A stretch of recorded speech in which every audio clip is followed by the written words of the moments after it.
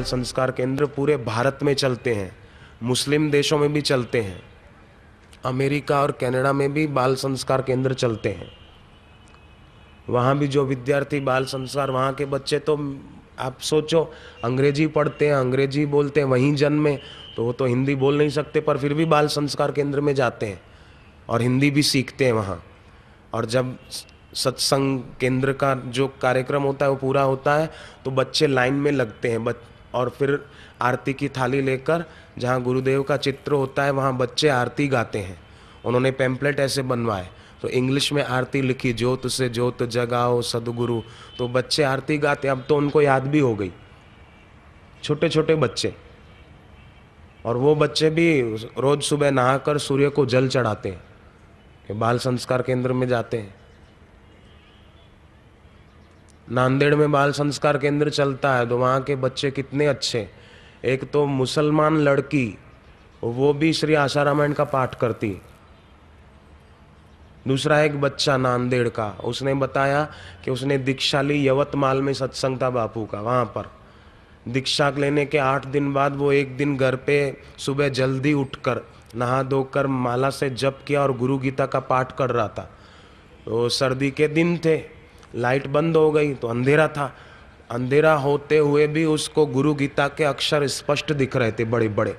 उसने अपने पिता को जगाया कि पिताजी देखो लाइट बंद है फिर भी गुरु गीता के अक्षर कितने अच्छे दिख रहे हैं। तो जिसकी भगवान में प्रीति होती है तो भगवान भी उसको कदम कदम पर मदद करते हैं, उसकी रक्षा करते हैं। तो भक्ति की महिमा पढ़ते वो जीवन भर उनके हानि और लाभ का चिट्ठा रखते हैं। तो बचपन में बच्चों को अच्छे संस्कार पड़े, इसलिए बच्चों को बाल संस्कार केंद्र में भेजो, बाल संस्कार चालू करो। आप बच्चों की सेवा करोगे। एक बच्चा अगर किसी के घर का 1 घंटा आपके पास आ गया, ऐसे 10-15 बच्चे आ गए, उनको आपने अच्छे संस्कार दे दिए तो 15 कुटुंबों के हृदय की दुआ आपको मिलेगी। और बच्चा जब ऊंचा उठेगा तो आपके दिए हुए संस्कार उसके द्वारा न जाने कितना काम करेंगे।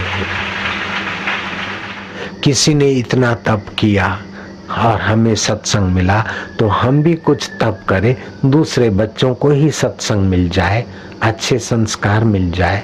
तो मुझे विश्वास है कि आप ये बाल संस्कार केंद्र, जिसमें कोई विशेष खर्च नहीं है, केवल 2-4 दरियां बिछाना है और आपके घर में इतनी तो जगह होगी 5-15 बच्चे बैठ सके, इतना तो बरामदा होता ही है, कमरा होता ही है।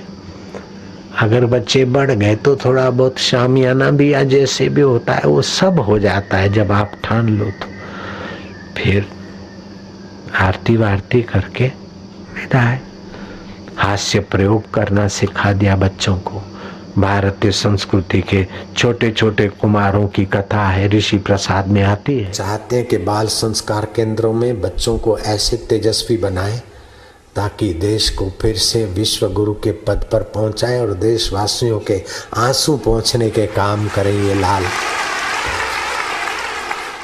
यदि आप अपने क्षेत्र में बाल संस्कार केंद्र की सेवा कर रहे हैं अथवा करने के इच्छुक हैं तो आज ही अपने नजदीकी संत श्री आसाराम जी आश्रम अथवा श्री योग वेदांत सेवा समिति से संपर्क कर